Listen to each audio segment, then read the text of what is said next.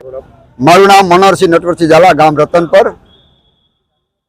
નટવરસિંહ, આજે એક આફ્રિકન યુવતીએ પતિએ જે બાળકને જન્મ આપ્યો છે અને એવા આક્ષેપ પણ લાગે છે કે તે આફ્રિકન લોકો જે મારવાડીમાં ભણે છે તે દેહ વેપારનો ધંધો પણ કરે છે, ત્યારે આ એક ઘટનાથી ગામ પર કઈ અસર થશે? હવે હું તો પેલા ખૂબ મીડિયા લોકોનો આભાર માનું છું કે આપ લોકો અહીંયા અમારી બેનું દીકરીઓ ક્યાંય નીકળી નથી શકતી. આપ જોયું તમે, અને આ વાતાવરણમાં અમારે શું કરવું એ આપ તમે જાણો છો. તમે આપણે પોતે છાપામાં આવી જોયું દેશમાં કે આજે એક યુવતી ગર્ભવતી માતા બનવા જઈ રહી છે. તો આની આવીને આવી પ્રવૃત્તિ રહી આ મારવાડી કોલેજની, તો અમારી આ ધાર્મિક સંસ્કૃતિનું શું છે? સાધુ સંતો અહીંયા છે, સંતે મોરેશ્વર મહાદેવ મંદિર છે, આવડું મોટું રતનપર ધામ છે, જે ક્ષત્રિય સમાજે આવડું મોટું ડોનેટ કરેલું. તો આવી પ્રવૃત્તિ જો રહી છે તો અમારી આ સંસ્કૃતિ આ સોસાયટીમાં શું છે? સારા લોકો અહીંયા રહેવા આવતા નથી, પોતે આના મકાન છોડીને જતા રહીએ છે. અને એક અહીંયા અમે સરકાર એક સોસાયટી હોય રાજકોટમાં કે એનો ધારો લાગુ પડતો હોય છે. એવી રીતે અમે પણ અમે કલમ સરકારને ઉમેર કહી છે કે આમાં અમારે આવી પ્રવૃત્તિ ન જોઈએ. પોલીસ વાળાને અમે વિનંતી કરી છે કે તમે આ સખત પેટ્રોલિંગમાં આવો છો અને તમે જે કાર્ય કરો છો એમાં અમે ખોજો, પણ આવી પ્રવૃત્તિ તમે જટને જટ દાબો. જો આ વિસ્ફોટ થઈ છે તો આ એક અણુબોમ્બની ખોડે વિસ્ફોટ થઈને ઉભી રહી છે, કોઈ રોકી નહીં શકે આવી પ્રવૃત્તિ.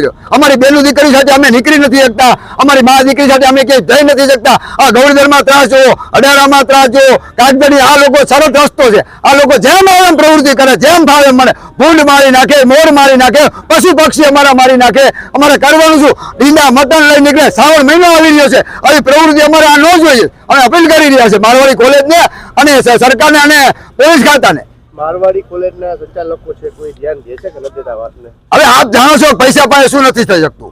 જે લોકો છે જોઈ રહ્યા છે, આપ જોઈ રહ્યા છે, એડમિશન આપે છે, ભણવાની મારી કોઈ ના નથી, ભણે સૌ આપણા લોકો બીજે જાય બીજા અહીંયા. પણ આવી પ્રવૃત્તિ અમારે ન જોઈએ. આવી પ્રવૃત્તિ અમે કઈ જોવા માંગતા નથી. સહાયક આવી કરી રહ્યા છો. આની પેલા પણ એવા હત્યા બનાવ બની ગયા હતા, તો એની શું કરવાના બનાવો છે? તો હાલ ગામ લોકો પણ એવું કહી રહ્યા છે કે જો પોલીસ કે તંત્ર કઈ હવે એક્શન નહીં લે તો ગામ લોકો હિજરત કરવા પણ મજબૂર થશે. હા, પણ જો હવે હિજરત તો અમે શું છે, ગામ અમારું છે, પવિત્ર ધામ છે, એટલે અમારે જો આવી પ્રવૃત્તિ નહીં તો અમે લોકો કોઈ જે સંગઠન અને કઈ આવેદન પત્ર એવું દેવા ગયા નથી. આપણે 50-50 હોવામાં પણ હવેથી છે તો અમે આખું ગામ, સોસાયટી, આજુબાજુના ગામડા સહિત અમે એની આંદોલન કરવા તૈયાર છે. જો આ નહીં પકડે અને આનું કાર્ય સખત ચાલુ રહી છે તો અમારે કરવું શું? આપ જોઈ રહ્યા છો, તમે જાણો છો, સાંભળો છો બધું, પણ હવે છતાં આનો કોઈ યોગ્ય નિર્ણય કરવું શું? અમારી હાથમાં કાયદો નથી. અમારે એક આર્મી મેનને માથે પણ હાથ ઉપર લીધો. કરવાનું શું? દેશની માટે જે રક્ષણ કરી રહ્યા છે. ભગવાન કૃષ્ણ કે અસંજય મહાભાવો મને દુર્ગમ તરફ અભ્યાસન તું કોણ તે વૈરાગ્ય ચક્ર, જેનું મન જ વશ નથી એ લોકોનું મન વશ નથી. આ અમારે સાધુ સંતો રહ્યા બધા, એના મનમાં આવું કોઈ જ પ્રવૃત્તિ નથી અમારા ગામમાં. મારું નામ હિરેન્દ્રસિંહ ઝાલા છે, રતનપર મારું ગામ છે. હિરેન્દ્રસિંહ, આજે એક આફ્રિકન યુવતી છે જે મારવાડી કોલેજમાં ભણે છે અને રતનપર ગામમાં રહે છે, તેને એક બાળકને જન્મ આપ્યો છે.